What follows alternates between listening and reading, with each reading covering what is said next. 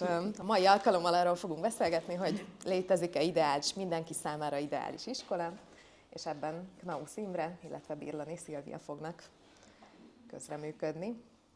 Knausz Imre, ő középiskolai történelemtanárként kezdett dolgozni, aztán tanított az ELTE-n, a Miskolci Egyetemen, és önmagát pedagógiáról gondolkodó emberként szokta bemutatni, jelenleg nyugdíjas. Ezeket Annától tudom, és az internetről. És Birlani Szilva pedig 2003 óta tanít az AKG-ban, matematikatanár, patrónus és pedagógiai koordinátor, és ő is sokat gondolkodik iskola csináláson. Csak kevés rá az idő. Akkor ez lenne az első kérdés felétek, hogy kérlek, meséljetek egy saját iskolával kapcsolatos jó élményre. Tehát egy ilyet meséljetek, kérlek, ami közelített nektek az ideálishoz. Ez lehet egy egyetlen mozzanata az iskolai életeteknek, lehet egy konkrét esemény, lehet egy személy, egy attitűd, tehát tényleg bármi lehet. És lehet ez a saját iskolás éveitekből, a munkátok kapcsán, amivel találkoztatok, vagy amivel szülőként mondjuk találkoztatok, és ehhez tartozik. És a mikrofont használjátok, igen. És be van kapcsolva, vagy? Be. Jó, akkor elkezdem. Szerintem ez egy nagyon-nagyon nehéz kérdés, mert reggeltől estig, és néha éjszaka is egy iskolában töltöm az időmet, tehát, hogy én nem tudok ebben egy élményt kiemelni.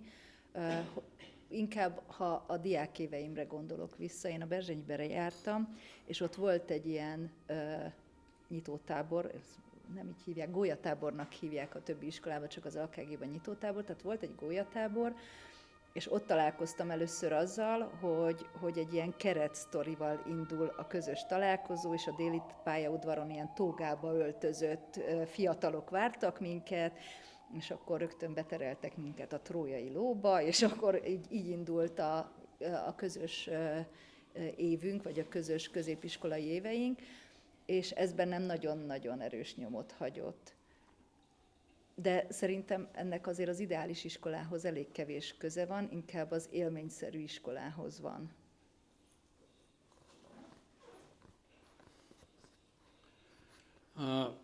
Mondok mindjárt egy konkrét eseményhez kapcsolódó élmény, csak előtte még arra gondoltam, hogy egy kicsit beszélek arról, hogy én a Verespálni gimnáziumban jártam, és hogy éltem meg úgy összességében a gimnáziumi tanulmányokat, mert szerintem tanulságos.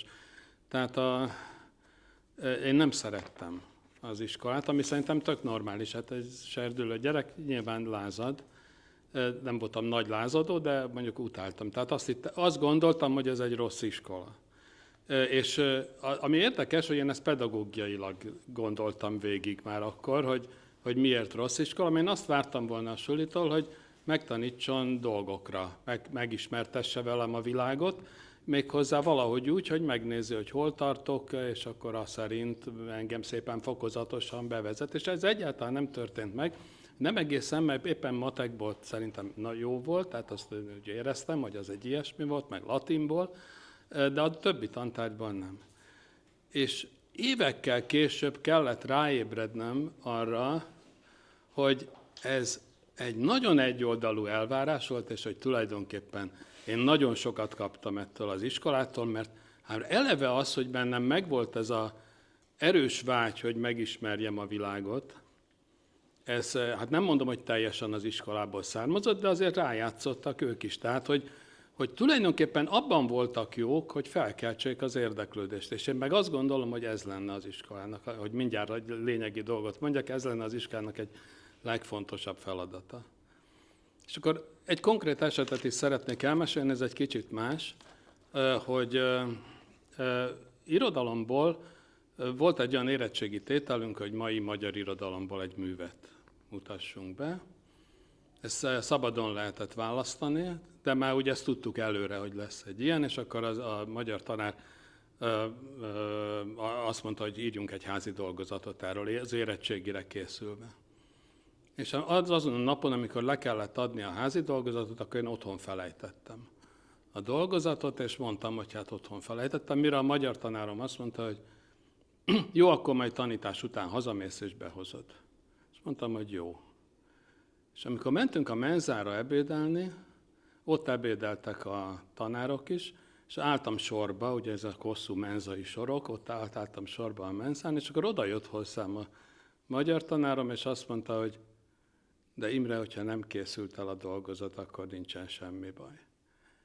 És ez az empátia. Tehát, hogy egyfelől egy nagyon következetes magatartás volt, mert hogy azt mondta, hogy hozzam be a dolgot. Másfelől viszont nem hagyta nyugodni azt, hogy én mit élhetek át akkor, hogyha nem írtam meg a dolgozatot. Ez szerintem példamutató volt. Ez nekem egy nagyon fontos pedagógiai élmény volt. Bocsánat, hogy ilyen hosszan. Jó, köszönjük. És mit tartanátok? Milyen az ideális iskola szerintetek? Akkor a második legnehezebb kérdést feltenném így az elején. Én kerülő választ adok. Jó. Én egy olyan iskolába tanítok, ahol a pedagógiai vezető, aki a Horn György, azt szokta mondani, hogy az iskola az egy borzasztó dolog. Az a sajátosságától értve nem lehet jó. Mert hogy tök természetellenes, hogy összeterelünk azonoskorú gyerekeket egy csoportba, és azt várjuk, hogy ők együtt egymástól, vagy egy tanártól, aki viszont kívülről jön, tanulna. De amivel tudok az Imréhez kapcsolódni, hogy viszont magunkról azt állítjuk, hogy nekünk az egyik legfőbb célunk az, hogy ezt a tanulási motivációt fenntartsuk, felkeltsük a gyerekekbe, illetve hogy eszközöket és módszereket adjunk arra, hogy ők a tanulási igényüket így ki tudják elégíteni, és nem csak az iskolában, hanem a hétköznapokban is. És hát a másik fő cél, amiben mi vagyunk, hogy a közösségben való életre tanítsuk a gyerekeket, hogy ebben ők úgy vegyenek részt, hogy mind maguknak, mind pedig a többieknek így a komfortérzete meg legyen, és élményszerű legyen, tehát hogy mi ezeket szoktuk így célként említeni. És még egy mondat van, amit az AKG-ba szoktunk mondani, de ez sem tőlem való, hanem a Gyuritől, hogy az egy ilyen primér cél, hogy legalább ne ártsunk. Igen. Még erről kérdeznék egy kicsit, hogy mit látsz jó eszköznek a tanulási motiváció felkeltésére? Hát ez ahány gyerek annyiféle. És életkortól is nagyon függ.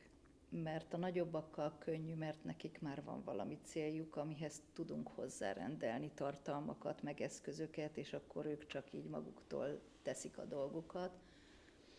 A kisebbeket meg inkább így el kell varázsolni. Tehát, hogy ott azért nagyon van az, hogy még a gimiben is a tanár kedvéért tanulnak. És tehát, hogy nem az én kedvemért, hanem hogyha meg tudom őket győzni, ez azért nem olyan nagyon könnyű, hogy a matematika egy varázslat. Nem vagyok ebben nagyon sikeres, de azért igyekszem. Tehát amikor így azt mondom, hogy nézzétek meg, ez milyen szép, akkor szokták mondani, hogy Szilva, már megint elragadtattad magad. De hogy szerintem ez egy fontos momentum. Azon gondolkodom, hogy mennyire, hogy ez egy ilyen bevett szokás, hogy amikor valami destruktív viselkedés van egy tanórán, akkor azt mondjuk, hogy akkor sokkal motiválóbb órát kell tartani. Tehát, hogy ez a nulladik lépés, hogy valahol ezt felkeltjük, és hogy ez, azon gondolkodom, hogy ez a saját erőforrásainktól mennyire függ, hogy én most tudok-e éppen olyan lehengerlő személyiség lenni, aki egy olyan szuper órát tart, amire minden gyerek szívesen becsatlakozik, és hogy van-e eszköz erre, hogy... Ezt tőlem kérdezed? Csak ötletelek. Hát, szóval egyrészt szerintem az van, hogy nincsen olyan módszer, ami minden gyereknek jó. És nem is feltétlenül elvarázsolni, meg lehengerelni kell őket, hanem amit itt az Imre mondott, hogy onnan kell megpróbálni tovább vezetni őket, ahol ők tartanak. És azért nagyon nehéz, mert mondjuk 24 gyerek matematikából egy évfolyamban ritkán tart ugyanott. és szerintem amit mondtál, hogy destruktív, azt a szót Hát, használtad. ezt használtam, Tehát amikor valaki ellenáll, pedig én minden kincsemet oda teszem elé, akkor az nem azért van, mert gonosz, hanem azért van, mert lehet, hogy nem látja, nem érti, nem ahhoz van éppen kedve. És igen, ez nehéz. Igen, az. Köszönöm. Imre, te hogy látod? Hát elmondta a Szilva mindent, hogy mi a fontos, tehát én nem, ugye ilyeneket, hogy mondjam, szerintem ez a lényeg, hogy föl kell tenni az érdeklődést. Föl kell tenni az érdeklődést a világ iránt. Én ezt mondanám. Az van, hogy én azt látom, hogy nagyon sok ember van úgy, és a fiatalok között különösen sokan, akik mintegy bezárkóznak a saját tapasztalati világukba. Azoknak az embereknek a társaságát keresik, akik ugyanúgy gondolkoznak, mint ők, megerősítést várnak, és tulajdonképpen abnormálisnak tekintik, hogyha valaki valami mást mond. Tehát nagyon sokan vagyunk így, tehát azt gondolom, hogy ez egy társadalmi betegség, egy pusztító betegség, azt gondolom, hogy nem szeretjük az intellektuális kihívásokat. És az iskolának az lenne a dolga, hogy ezen fordítson valamit. És igazából a kérdés az, szerintem, amiről érdemes lenne így sokat beszélni, társadalmilag is, tehát nem csak itt most, hanem erről jó lenne sokat beszélni, hogy mik ennek az akadályai. Tehát, hogy mi az oka annak, hogy az iskola nem végzi el ezt a funkciót. És akkor nekem erről van véleményem. Tehát, Mondd el, kérlek. hogy hát van több ilyen szerintem fontos akadálya, ami miatt az iskola igazából az ellenkezőjét csinálja. Tehát sok esetben ténylegesen demotivál. Nyilván nem az AKG. Tehát az is egy kérdés, hogy miért tudja megtenni az AKG azt, amit a többi iskola nem tud megcsinálni. Szerintem az egyik komoly akadály, ez egyébként az AKG-t is sújtja nyilván, csak jobban tudják kezelni, a tanterv. Egyszerűen maga a tanterv. Hogy ez egyre inkább azt látom, ahogy öregszem, hogy ez egy teljesen abszurd feltevés, hogy mindenkinek ugyanazt meg kéne tanítani. Tehát az, hogy van egy országos tanterv, de ráadásul én tovább megyek, mert azt mondom, szerintem helyi tanterv is hülyeség. Tehát, hogy egyszerűen előírásokat adni a tanárnak, hogy miket tanítson meg, az, hogy mit tanítok meg, az szerintem egy pedagógiai kérdés. Arról kell tanítani, ami iránt a gyerek érdeklődése felkelthető, ami ablak lehet számára a világra. És egyébként teljesen úgy gondolom, hogy el kell varázsolni. Tehát ez a feladat, el kell varázsolni a gyereket. De elvarázsolni nem lehet úgy, hogy haladnunk kell. Tehát, hogy bocsánat, most ne kérdezzél semmit, mert nincs rá idő, mert a következő leckét kell venni. Szerintem a másik komoly probléma az az iskolának, a magyar iskolarendszernek, de hát valamilyen mértékben más országok iskolarendszere is ilyen, mondjuk a magyar az extrém módon, a szelektív jellege az iskolának. Tehát az, hogy egy szelekciós verseny van, és ebből következőleg a tanár minden szinten tulajdonképpen állandóan minősíti is a gyereket, nem egyszerűen tanítja, hanem egy ilyen, tehát egyszerre edző és pontozó bíró, én úgy szoktam mondani, és ami szerintem összeférhetetlen funkció. És ez a tanár-diák viszonyt teszi tönkre. Márpedig nem megy anélkül, tehát azt szerintem ez tök normális, hogy a tanár kedvéért tanul a gyerek. A leginkább ez az, ami fölkelteti az érdeklődést, hogy én megmutatom, hogy szerintem ez egy csodálatos dolog. És hogyha elhiszi nekem, de csak akkor hiszi el nekem, hogyha normális kapcsolatban vagyok egymással. Jó, most leállok.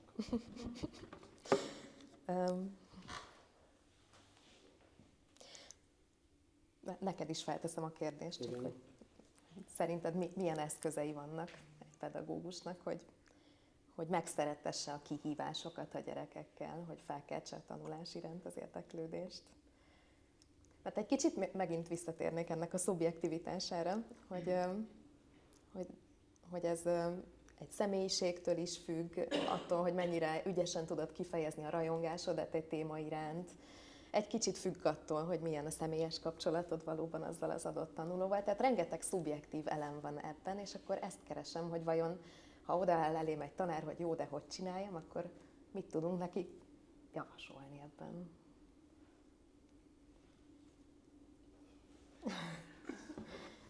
Ugye nehéz, mert ugye itt olyan választ kéne adni, amit a tanítás mestere tud adni. Ugye én nem vagyok a tanítás mestere, én egy tanításról gondolkodó ember vagyok, én már nagyon régen tanítottam utoljára, de csak azt tudom ismételni, hogy egyrészt érzékenyen kell ráhangolódni egy adott tanulócsoportra, tehát hogy őket mivel lehet megfogni, és aztán engedni magunkat, hogy menjünk ebbe az irányba, amivel őket meg lehet fogni.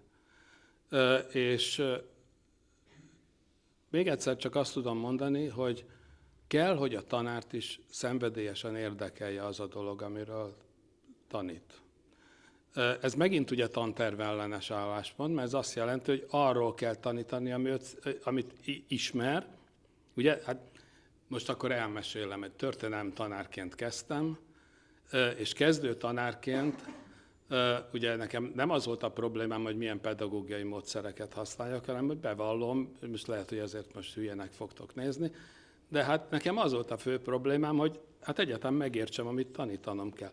Tehát előző éjszaka ugye föl kellett készülnöm az adott témából, hogy egyáltalán összeálljon bennem egy narratíva, hogy mit akarok tanítani, és aztán reggel megtanítom a gyerekeknek. És ha nem tudják a következő órán, akkor egyest fognak kapni.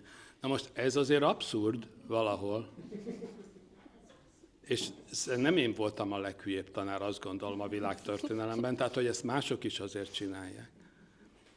Nekem ez nagyon sokat használt, az saját, én történelem szakos vagyok, és azért sokkal jobban megértettem a történelmet tanárként, mint korábban bármikor. Tehát, de hogy a gyerekeknek ugye ebből milyen haszna volt, az már egy másik kérdés. Nekem megvolt. Na most ugye, tehát azt mondom, hogy ha viszont van egy ilyen lehetőség, hogy arról tanítson a tanár, ami őt elsősorban érdekli, akkor az egy óriási erőforrás lenne. Szóval, hogy le kell számolni szerintem egyszerűen azzal a tévhiedelemmel, hogy van a műveltségnek egy listája, amit mindenkinek tudnia kell. Ez egy hülyeség. Hát nincsen olyan ember, aki mindent tud, vagy aki annak alapján állapítjuk meg, hogy művelte, hogy akkor most a német egységről tudja, hogy az mikor és milyen csaták, hogy jött létre. Lehet, hogy azt nem tudja. Mást meg tud, amit én nem tudok. Tehát hogy a műveltség az egy bonyolult dolog, és a lehetőséget kéne megadni a gyerekeknek is, hogy hát kiválasszák azt, ami őket érdekli.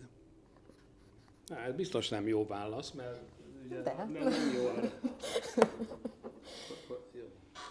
Igen. Azon gondolkodom, de nyilván ez jó kérdés, hogy a keretekről beszélgetünk, vagy a pedagógiai elvekről beszélünk, és egy ponton ezek szétválasztódnak, de ezen gondolkodom, hogy egy nagyon heterogén csoportban vajon hogyan lehet ezt jól csinálni. Tehát az a gyerek, aki szuper nagyon érdeklődik a német egység iránt, és az a gyerek, aki pedig örülne, ha hazamehetne, hogy őket egy csoportban kell kezelni, és hogy mitől lesz egy ideális anyag, vagy nem tudom, ideális tanórák, hogyan lehetnek ezek. Fogalmam sincs, hogy milyen egy ideális tanóra. Igen. De hogy az szerintem a világ természete, hogy nem vagyunk egyformák, tehát hogy a mi iskolánkban ugye egy dolog, a nyelvek vannak szint szerint ti csoportbontásban, és azt én értem, meg elfogadom, de hogy nálam mondjuk 24 azonos életkorú gyerek ül, de igen heterogének sok szempontból, és én azért most már nagyon-nagyon sok éve ilyen kooperatív módon szervezem ezeket az órákat, és úgy rakom össze a gyerekeket egy csoportba, hogy véletlenül se, vagy hát nagyon ritkán vannak együtt azok, akik nagyon-nagyon ügyesek matekból, meg akik semmire sem mennek. És Az egyik előnye ennek, hogy nem tőlem kell mindig mindent megtudni. Tehát, hogy meg se próbálom azt a látszatot kelteni, hogy én matematikából, vagy akár annak egy szeletéből mindent tudok, hanem vannak segédeszközök, vannak társak, ér gondolkodni egy-egy felvetésen, és ér azt megbeszélni egymással, és kicsit ez az oszd meg és uralkodj, akkor én oda tudok menni ahhoz, akiről tudom, hogy valami kis pluszt szeretne, vagy nehezen indul el, vagy még csak szóba se szeret állni azokkal, akikkel éppen egy csoportba kell lenni. Én valahogy így képzelem azt, amikor vegyesen vannak egy teremben. És persze nem mindig működik. Igen. Imre, neked van ehhez? Igen. Hogy mondjam, külföldön azért már viszonylag gyakori az, hogy egy tanórán nem mindenki ugyanazt csinálja. Tehát nem egyszerűen kooperatív, hanem az, hogy külön feladat. Tehát az szerint, hogy ő milyen projekten dolgozik éppen, vagy mi a dolga. Tehát, hogy kis csoportokban, de valaki egy másik kis csoport egész mással foglalkozik. Tehát, hogy ezt azért meg lehet csinálni, és ez nem egyszerűen ugye olyan differenciálás, hogy ki érti jobban a dolgot, hanem hogy megint ugye a lényeg szerintem az érdeklődés szerinti különbségeknek a figyelembevétele. Ez az egyik. A másik meg, ami még eszembe jutott, az a választhatóságnak a nagyobb szerepe. Tehát az elképesztő szerintem, hogy a magyar iskolákban mennyire nincsen választhatóság, hogy mennyire alul, tehát szűk körre van szabva. Tantárgyvál. Tehát, hogy az, hogy fölveszek egy kurzust, ugye? Tehát ez azért még csak nem is középiskolában, szerintem általános iskolában is elképzelhető lenne, hogy ilyen módon differenciálódjanak a gyerekek. Igen. Van ez a Summerhill iskola. Igen. Biztos többen ismerik, itt ezen az elven működik. Igen. És sokan szkeptikusak azzal a modellel kapcsolatban, vagy úgy érzik, hogy ennél több direkt vezetésre lenne szüksége a tanulóknak. Én azt hiszem, hogy nem teljesen elfogadott az a teljes liberalizmus sem, hogy a gyerekek eldönthetik, hogy ők mit szeretnének tanulni.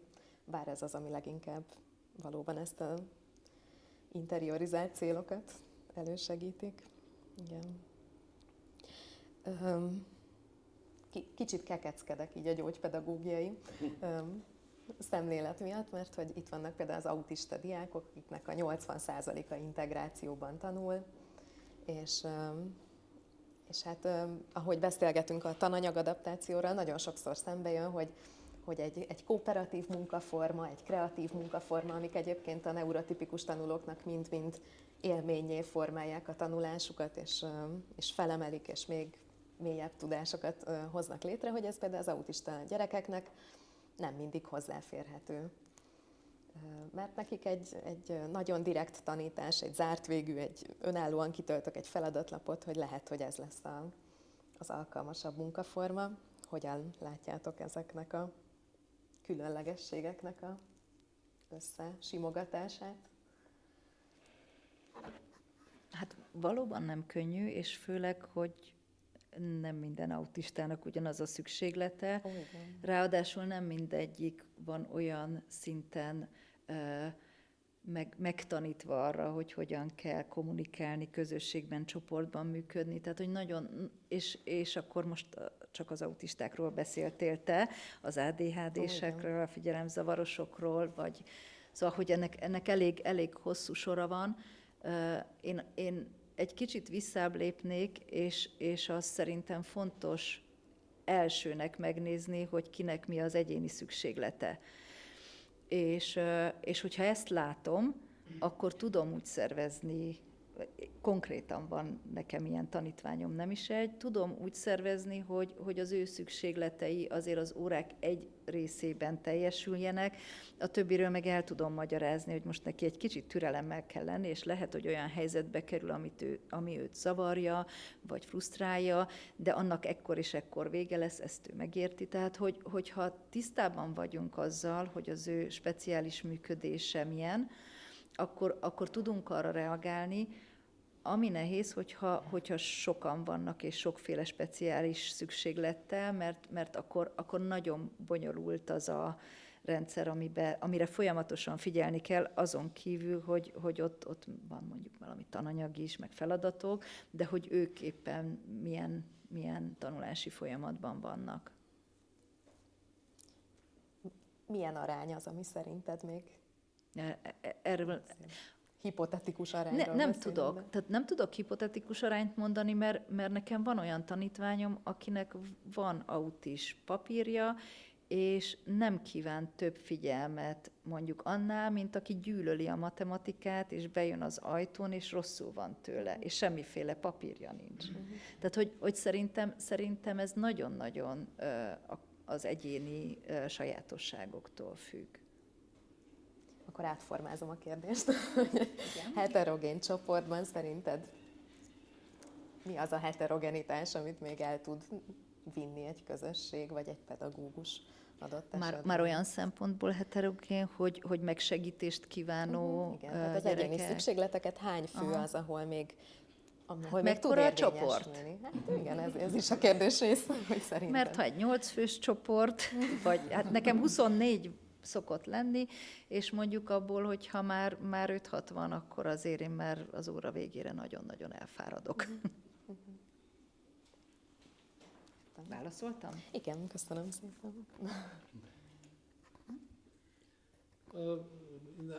Nem tudok hozzátenni praktikusan semmit, csak legfeljebb még annyit, hogy nagyon fontos egy olyan dimenziót is bekapcsolni ebbe, hogy egy iskola tantestületének közösen kell gondolkodnia ilyen dolgokról, azt hiszem. Tehát nem szabad úgy nézni azt, hogy a tanár oldja meg ő mit tud megoldani, hanem stratégiákat azt hiszem, hogy közösen kell kialakítani, hogy a sokféleséget hogyan kezeljük. Hát megint egy ilyen elvont nincsenek praktikus tapasztalataim erre. Ami kicsit szomorú, de igen. Akkor kiemelném, amik elhangoztak az ideális iskoláról, hogy megtanítson dolgokra, és a vágyat a tanulás iránt felkeltse, következetesség, empátia, közösségben való élet és választhatóság, és a tantestület együttműködése még ehhez hozzájött. Tennétek ehhez a listához valamit még, amiről úgy érzitek, hogy eszenciális, akár több szerep. Amit az Imre mondta, a projektek, az szerintem nagyon-nagyon fontos, mert egyrészt motivál, másrészt, hogyha olyan projektet tudunk szervezni, aminek a gyerekek számára tétje van, akkor az elképesztően, tehát hogy olyan élményeket, meg olyan képességeket tud fejleszteni, hogy magasan túlszárnyalják azt, amit én kívülről így látok rajtuk. Tehát nálunk például a 10-es diákok szerveznek a kisebbeknek úgy tábort, hogy 5 napot az elejétől a végéig, erre ők pályáznak, és gyakorlatilag mindent ők intéznek, kerettörténetet, evést, ivást, és hogy azok a gyerekek, akik az iskolába, nem mondom el, hogy viselkednek különben 16 évesen, azok ott nagyjából, amikor a kicsik leszállnak a buszról, így hirtelen felnőtté válnak, ez tart 5 napig, egy életre szóló élményt szereznek, és utána visszajönnek az iskolába, és 16 éveskednek megint. És én amin szoktam nagyon sokat gondolkodni, hogy lehet ezeket a projekteket úgy téttel szervezni, hogy tényleg azt érezzék a gyerekek, hogy na most mindent bele kell adni, mert hogy akkor tanulnak a legtöbbet.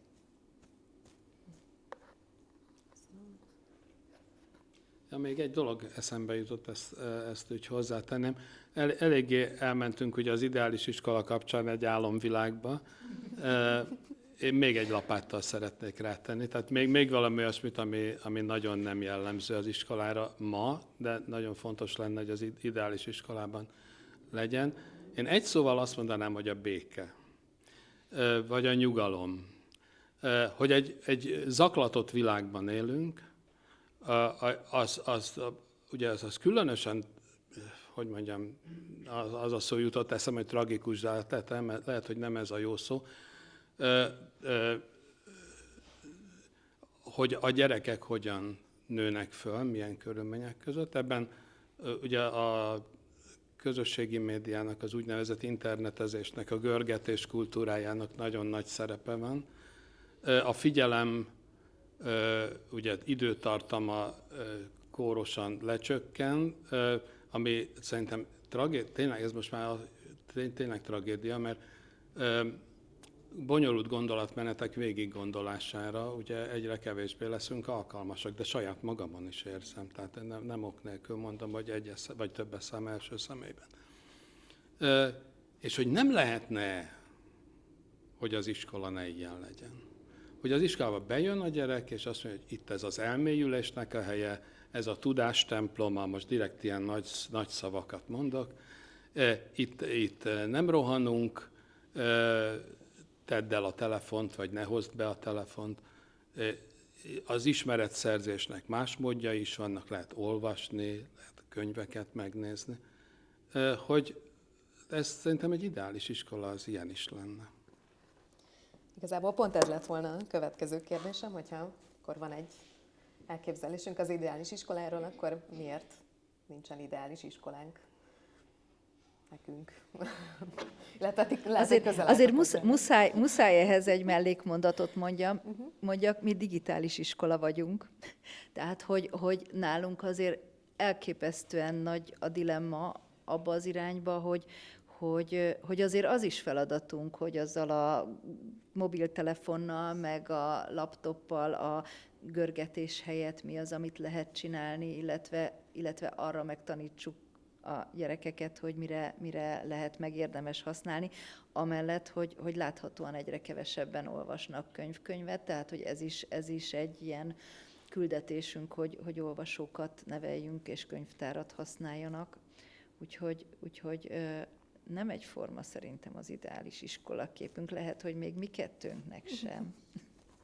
Persze, bár azért azt gondolom, hogy nem vagyok teljesen gépromboló, kicsit igen, de azért nem teljesen. Tehát erre is ugye stratégiákat kéne kialakítani. Tehát, hogy mikor ideális, hogy elkezdődjön egyáltalán a gyereknek a digitális világgal való találkozása.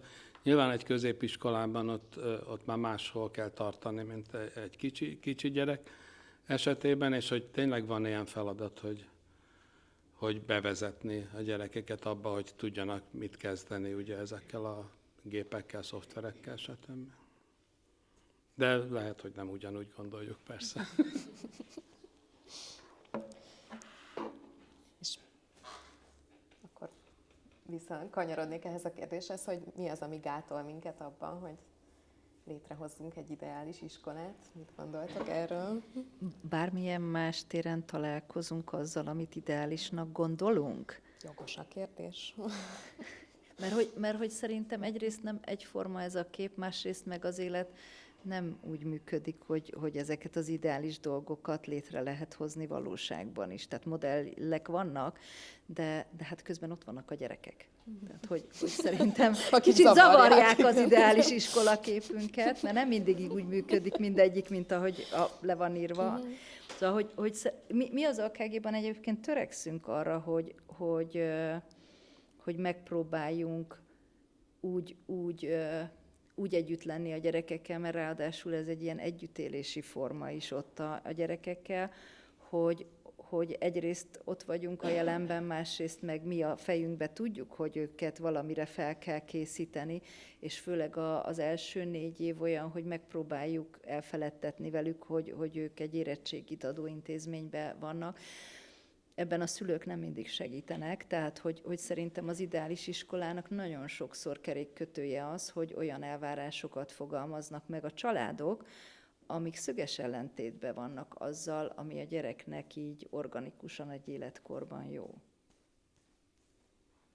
Igen.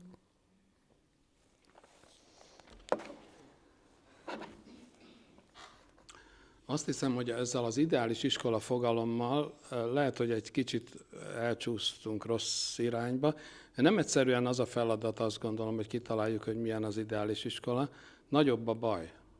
Tehát én úgy érzem, hogy az iskola most pont az ellenkezőjét csinálja annak, amit csinálnia kéne. Tehát nem az a kérdés, hogy ideális tud-e lenni, hanem az, hogy ezt a rettenetes károkozást, amit jelenleg végez, ezt tudjuk-e mérsékelni. Gyarmati Éva neve biztosan ismerős többek előtt. Nemrég egy szövegben úgy fogalmazott, hogy nagyon egyszerű a feladat, mindennek az ellenkezőjét kell csinálni, mint amit jelenleg az iskola csinál. Ez nekem nagyon tetszik, ez a gondolat. Ugye arról van szó, én ugye ha szívesen használnám ugye azt a megfogalmazást, hogy az iskola rendszer jelenleg a tudatlanságnak az újratermelője. Itt vannak, tehát differenciálni kell, ez nem minden iskolára igaz, de rendszerszerűen szerintem ez történik, vagyis egy alapvetően komoly tudáshiánnyal küzdő társadalomnak az újratermelése történik meg, és nem tudom azt gondolni, hogy ez nem funkcionálisan van így. Tehát szerintem ez nem egy hiba. Ugye egyszer valaki ezt a megfogalmazást használta, ez nekem megtetszett, hogy ez nem egy bug, hanem egy feature. Hát így a dolog, nem azt mondom, hogy így találták ki direkt az iskolarendszer, de hogy ez megfelel bizonyos érdekeknek. Hogy ez nem érdekek nélkül van az, hogy nem adjuk meg azt a tudást a felnövekvő nemzedéknek, ami ahhoz kéne, hogy a saját kezébe vegye a sorsát, most így akkor egyszerűen fogalmazva. Meg lehetne csinálni, tehát szerintem lehetne olyan iskolát csinálni, amelyik nem ezt a mókuskereket viszi tovább. Nyilván pénz kéne hozzá, tehát az, hogy erre nem szánunk pénzt, emögött is vannak érdekek, azt gondolom.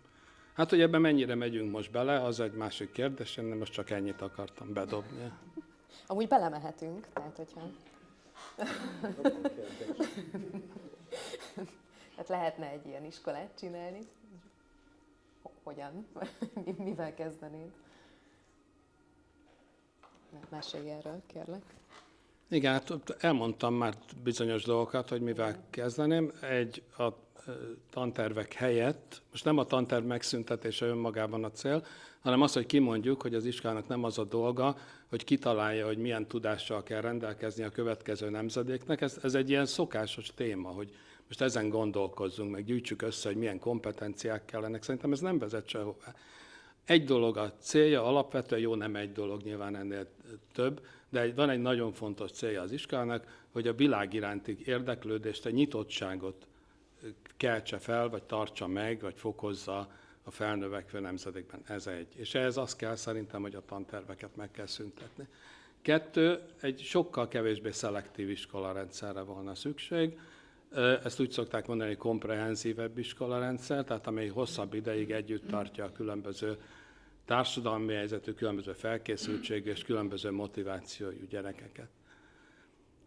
Nyilván ennek a 2-nek is egy további feltétele, a harmadik dolog, ugye az, hogy a pedagógusok olyanok legyenek, amilyen pedagógusokra szükség van. De ez a pedagógus pálya vonzóvá tétele jelszó alap lenne itt egy ilyen fontos dolog. Ennek több összetevője van. Egy kreatívabb iskola önmagában vonzóbbá tenni a pedagógus pályát, de nyilvánvaló pénzkérdés is. Tehát sokkal jobban meg kellene fizetni a pedagógusokat.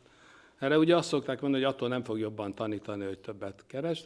Lehet, hogy attól nem fog jobban tanítani, de nem ez a cél, hanem az, hogy kik mennek el pedagógusnak. Ez a döntő kérdés, hogy ez most nagyon rosszul állunk így, nem tudom, ez mennyire világos. Tehát úgy tűnik nekem, hogy egyre rosszabbul. Tehát én a pedagógus képzésben dolgoztam 20 évig, és azért látom, tehát ma ezzel alatt a 20 év alatt is a változások nagyon jól megfigyelhetők.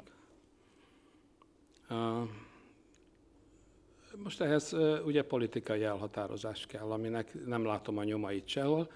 Én, hogy még jobban kiadjam magam, ha már itt elkezdtem ilyen programbeszédet tartani, akkor azt mondom, hogy az én igazi vágyam az, hogy egyszer alakuljon egy olyan párt, amelyik az oktatást központi céljának tekinti. Mert ez nem megy másképp, tehát hogy lehet, hogy nem szeretjük a pártokat, de hát a politikai változásokat a pártok tudják kikényszeríteni. Igazából ez lenne a következő kérdésem, az a része, hogy szerintetek ha szeretnénk megjavítani a jelen iskolák állapotát, közelítve az ideálishoz, akkor hol kellene ezt a beavatkozást elkezdeni? Én még az előzőhöz azért szeretnék egy gondolatot. Jó, igen.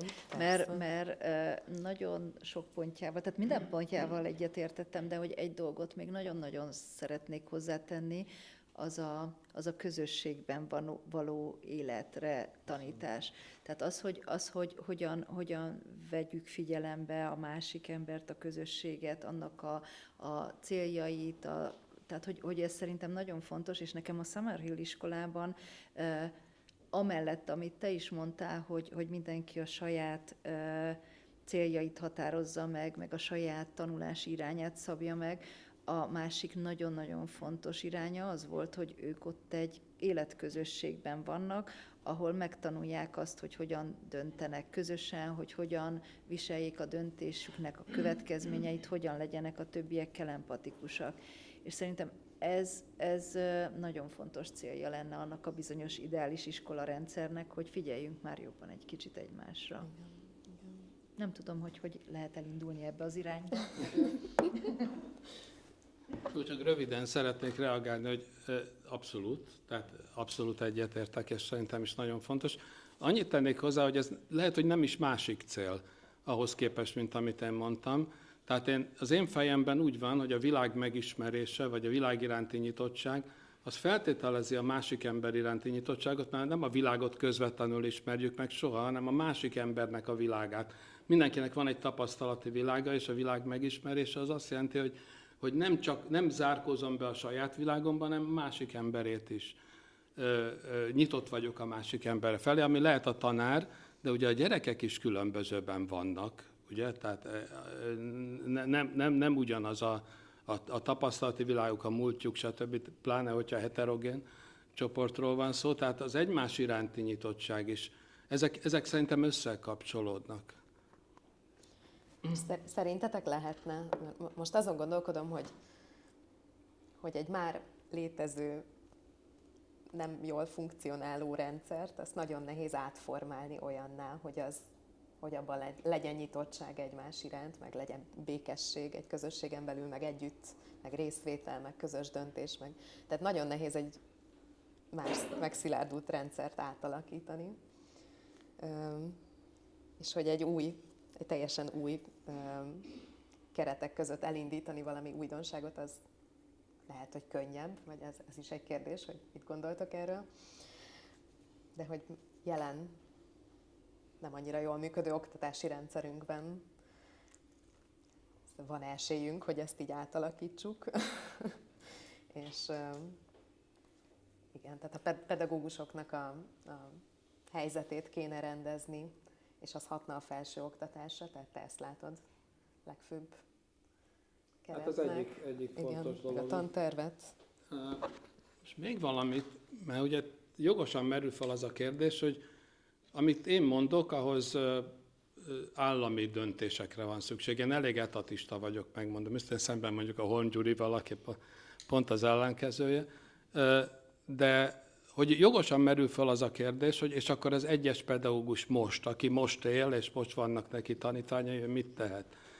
És én nem tudom, nem keltett igazán nagy feltűnést, de nekem nagy élményem volt az, amikor az újságban olvastam, ugye a budapesti Vörösmarty Gimnáziumnak tantestületének, vagy a tantestület egy nagyobbik részének a nyilatkozatát. Tehát elfogadtak egy nyilvánosságra hozott nyilatkozatot, amiben azt mondták, most nem fogom tudni szó szerint idézni, de lényegben, hogy akármi is van a politikában, akármilyen előírások is vannak, ők a gyerekek érdekét fogják szem előtt tartani, és a szeretet, ezt nem használták ezt a szót, én így foglaltam össze mindazt, amit ott leírtak, hogy a szeretet elvei szerint bizalmon alapuló kapcsolatokat fognak képíteni, stb. Tehát elmondtak szép pedagógiai elveket. És szerintem ezt el lehet határozni. Tehát egy tantestület is elhatározhatja. Egy egyes pedagógus nagyon nehezen, de egy közösség az már elhatározhatja, hogy nem az lesz nekünk a fontos, hogy a tankerület most mit ír elő, hanem akár annak dacára, vagy annak ellenére, amiket éppen előírnak, nekünk a gyerekek érdekel. lesz a fontos. Tehát szerintem ilyet lehet csinálni. Ez egy nagy elhatározás, tehát ha komolyan veszik, akkor ez azt jelenti, hogy konfliktusokat vállalnak ezért, de hát ez egy lehetséges magatartás szerintem. Ehhez én is tudok csatlakozni, és hogyha én ezzel kapcsolatban gondolkodom, akkor az első, ami eszembe jut, hogy jártunk mi ilyen továbbképzéseket tartani, ilyen hátrányos helyzetű településekre, ami nyilván nagyon más, mint az AKG, de hogy nagyon jól lehetett beszélni ott a tanárközösségben a közös problémákról, meg a gyerekekről, és bennem mindig az érzés alakult ki, hogy milyen jó lenne, hogyha hagynák ezeket a pedagógusokat azt csinálni, amit ők tudnának és szeretnének.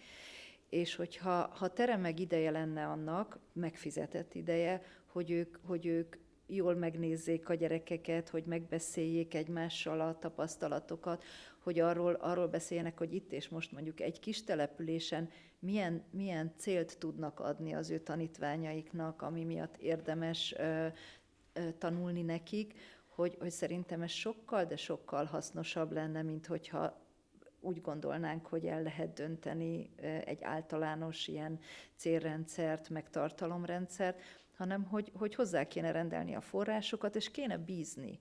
Tehát, hogy azok, akik ott teszik a dolgukat, hogy azok igenis tudnak ebből értelmes dolgot kihozni. És persze én is azt gondolom, hogy a pedagógus továbbképzés az fontos, de hogy az is szerintem úgy alakul ki, hogy a tanárban van egy igény, hogy van valami, amit nem tud megoldani, vagy valamire kíváncsi, és akkor erre ő maga is az élethosszig tanulásnak a mintája, és akkor ő megkeresi a hasonló problémákkal küzdőket. Tehát, hogy tudna ez jól működni, hogyha hagynánk az embereket, mert szerintem a pedagógusok azért mennek pedagógusnak, mert szeretik a gyerekeket, kihívás nekik az, hogy tanítsanak, kíváncsiak a fiatalokra, és van valami ideájuk arról, hogy majd ha felnőnek, akkor hasznos tagjai lesznek a társadalomnak, és így tovább. Nálatok ez megvan az AKG-ban? Micsoda? Hát ez a típusú, mondjuk szabadság, vagy egymásra támaszkodás. Több dolgot említettél, úgyhogy jogos a kérdés. Hát hogyne.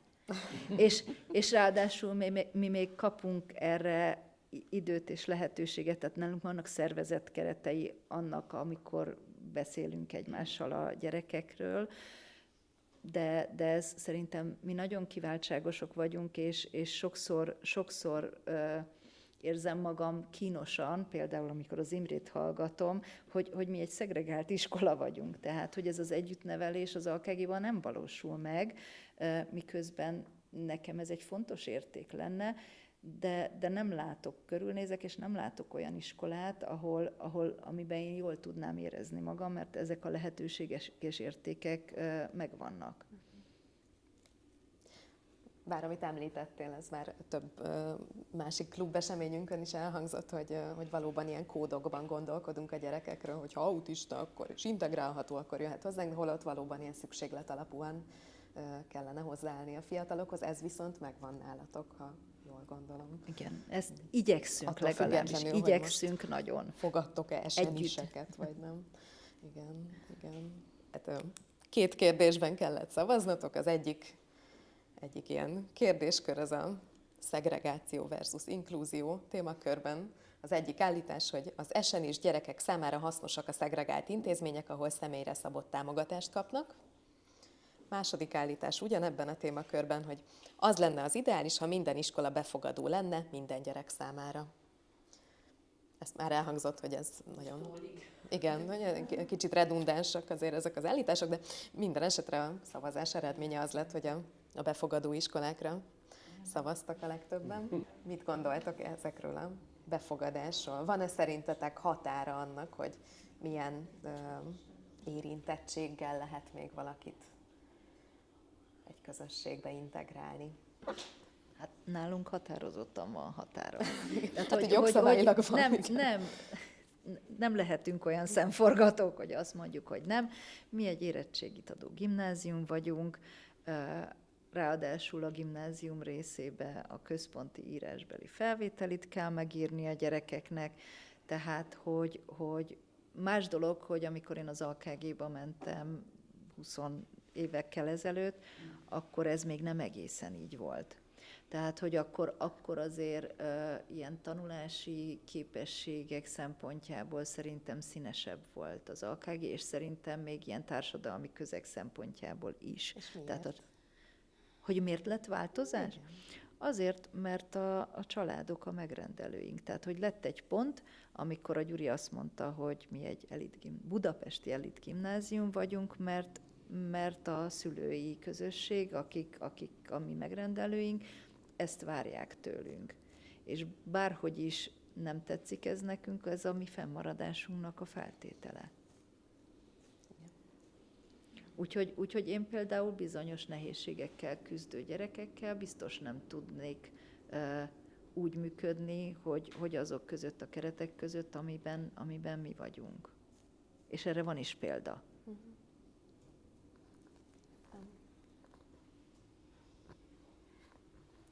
Ilyen kérdés esetében nekem ugye az jut eszembe, hogy azért az SNI kategória az eléggé tág. Nem? Tehát, hogy azért nem mindenre egyformán érvényes. Nem vagyok ennek szakértő, lehet, hogy mindenre egyformán lehet ráhúzni, de nekem úgy tűnik, hogy mondjuk egy vak vagy siket gyerekek esetében azért másképpen merül fel a szegregált iskolának a lehetősége. Nincsen olyan állásfoglalásom, hogy a vakok azok nem lehet, vak gyereket nem lehet integrálni, nem tudom, tehát ez szakértelem szükséges, azt gondolom. Legtöbbször ugye arra gondolunk, hogy autisták, figyelemzavarosok, esetleg értelmi fogyatékosok, tehát hogy erre gondolunk SNI esetén, és ebben az esetben én nagyon-nagyon szeretnék hinni az integrálhatóságban, tehát és az integráció lehetőségében. Egyre inkább úgy látom, de ez egy ilyen naív, hogy mondjam, nem szakmai vélemény, hogy van egy csomó kategória, tehát egy csomó olyan címke, amit rá lehet tűzni a gyerekekre, de már túl sok a címke, és valójában nem az a tanulsága az egésznek, hogy mindannyian mások vagyunk, hogy nincs neurotipikus, meg neurodivers, mindenki különbözik a másiktól egy bizonyos vonatkozásban, és hát olyan iskola kéne, amelyik ezt a különbséget tudja kezelni, tehát eleve így tud ránézni a gyerekekre, hogy hát nem kéne. Ugye van egy elvárás, hogy milyennek kell lenni normálisan egy gyereknek, aki bírja az iskolát, és akkor aki nem, az menjen egy másik iskolába, de miért szükségszerű, hogy az iskola olyan legyen, amilyen? Ugye most lehet, hogy nem pont ide tartozik, de kikívánkozik belőlem, hogy egy pedagógiai konferencián voltam novemberben. Az egyik szekcióban óvónők beszéltek, olyan óvónők, akik doktori iskolába járnak közben, és a doktori disszertációjuk kapcsán tartottak rövid előadásokat, és az egyik ilyen fő téma az iskola érettség volt. És akkor ilyen nagyon progresszív álláspontot képviseltek, hogy ezt differenciáltan kell fölfogni, meg nem szabad teljesen az iskolának alárendelni az óvodát, de azt senki nem kérdőjelezte meg, hogy miért kell az óvodának mégiscsak az iskolához alkalmazkodnia. Nem tudom, hogy világos ez, hogy az iskola megmondja, hogy ilyen és ilyen gyerekeket tud fölvenni, hát az óvodának meg az a dolga, hogy erre fölkészítsen, meg előkészítse ugye a gyerekeket az iskolába, és persze, hogy mondjam, játékosan, meg mit tudom én, de mégiscsak ez a dolga, hogy erre fölkészít. Tehát, hogy vannak ilyen bemerevedések, azt gondolom, ilyen intézményes kategóriák, és ezeken kéne változtatni. Tehát, hogy az intézmények nincsenek kőbevésve hülye képzavar, tehát, hogy nem megváltoztathatatlanok az intézmények sem. Ehhez én még annyit szeretnék hozzátenni, hogy ehhez nem abban az iskolamodellben kellene gondolkodnunk, tehát hogy ahhoz a tanároknak is sokféléknek kellene lenni. Tehát nálunk, nekem például nagyon nagy segítség, hogy vannak olyanok, akik értenek az SNI-hez, a BTN-hez, és segítenek együtt ránézni arra a problémára, amit mondjuk én tapasztalok egy gyerekkel, vagy egy gyerekcsoporttal az órán, és én valahogy, tehát hogyha létezne ilyen iskola, nem láttam még ilyet, akkor biztos, hogy olyan lenne, hogy nagyon sok és sokféle pedagógus lenne benne, és úgy tudnánk egymást kiegészíteni, vagy egymást támogatni, hogy ne legyen az frusztráló egy tanár számára sem, mert hogy szerintem ezek az átlépési határok abból jönnek ki, hogy én képes vagyok gimnázium érettségire felkészíteni gyerekeket matekból. Pont. És akkor lehet, hogy még horgolni is tudok, és akkor horgol szakkört is tudok hirdetni, de hogyha valaki belép a terembe, és nem erre kíváncsi, vagy nem képes erre, vagy nem akar, akkor az engem nagyon fog frusztrálni, ha nem tudok vele boldogulni. Tehát szerintem azt kellene előállítani, hogy azok, akik benne vannak pedagógusként az iskolába, azok úgy tudják egymást segíteni, hogy mindenki ki tudja magából hozni a maximumot, és az a gyerekekkel tudjanak közösen foglalkozni. Nem láttam még ilyet. A második kérdés a szavazásnál pedig akár jelenthetné, hogy láthatunk ilyeneket, de ez a magániskola versus közoktatás kérdés, az egyik állítás. A magániskolák fontos alternatívát jelentenek, ahol megvalósulhatnak új inspiráló pedagógiai gyakorlatok. Második állítás. A magániskolák hátráltatják azt a törekvést, hogy minden gyerek számára elérhető legyen a minőségi oktatás. És a magániskolákat megszavaztuk, de nem sokkal. Mit gondoltok erről? Gondolhatok én? Aki egy magániskolában tanít, és meg van győződve arról, hogy ez egy hiba. Tehát, hogy nem az én életemben, igen, hanem hogy ez egy rendszerhiba. Okay. Tehát voltunk ilyen Erasmus programon Finnországban, és akkor ilyen elámulva néztük, hogy hát ott mindenki a sarki iskolába jár, és mindenkinek elemi érdeke, hogy a sarki iskola legyen olyan iskola, ahol az ő gyereke is jól érzi magát, tanul, stb.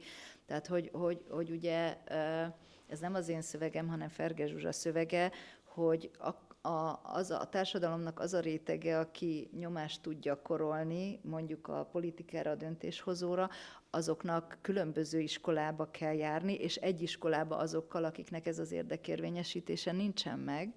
Tehát én a másodikra szavaznék, ha lehet.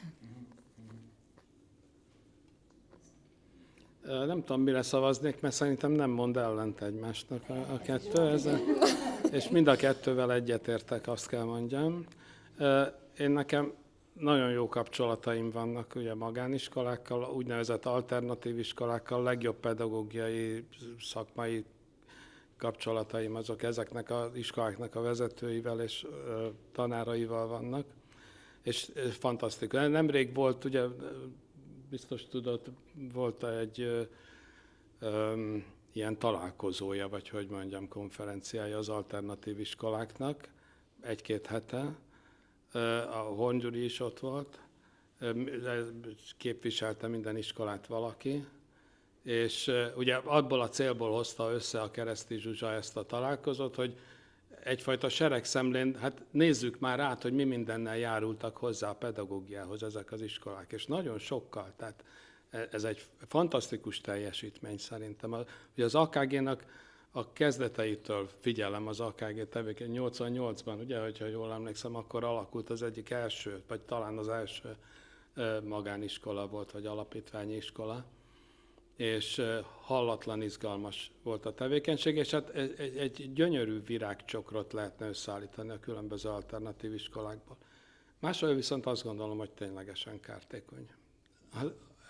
Az a szerep, amit játszanak a társadalomban, mert ugye egyfajta kiutat jelentenek az elit számára. És ez azt jelenti, hogy kevéssé érzi a társadalmi elit azt a feladatot, hogy az egész oktatási rendszeren dolgozzon. Az ő gyerekeit el tudja küldeni, vagy valamilyen egyháziskolába, hogyha azt szereti, vagy az úgynevezett alternatív iskolákba, vagy az állami iskola rendszernek ugye az elit szegmentumába, és közben meg borzalom, hogy mi van az iskola rendszernek a többi területein. Úgyhogy ez tényleg egy ellentmondás, és örülök, hogy Szilva végül a másodikra szavazott, mert akkor nincsen nagy ellentét köztünk. Mi az, amivel szerintetek a jelen állapotokat kicsit javíthatnánk, akár a magániskoláktól vett tanulságokkal, akár az ideális iskoláról, az elképzeléseinkből, mi az, ami itt és most akár segítség lehetne egy intézménynek, hogy szerintünk, ha ezt így csinálnátok, az jó lenne. Van-e ilyen?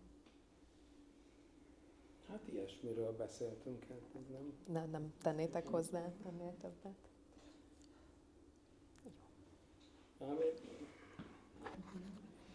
Valamit mondok, de ez lehet, hogy nem pont a kérdésre válasz, mert nem arra válasz, hogy mit mondanánk egy iskolának, hanem mit mondanánk a magyar társadalomnak, és akkor én azt mondanám, hogy legyen beszédtéma az iskola, hogy alakuljon erről társadalmi vita.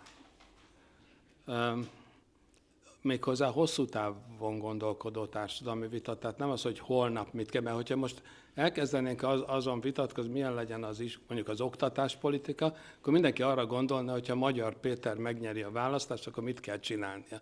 De ez engem például egyáltalán nem tud érdekelni, megmondom őszintén ez a dolog, mert sokkal hosszabb távon kell erről gondolkodni.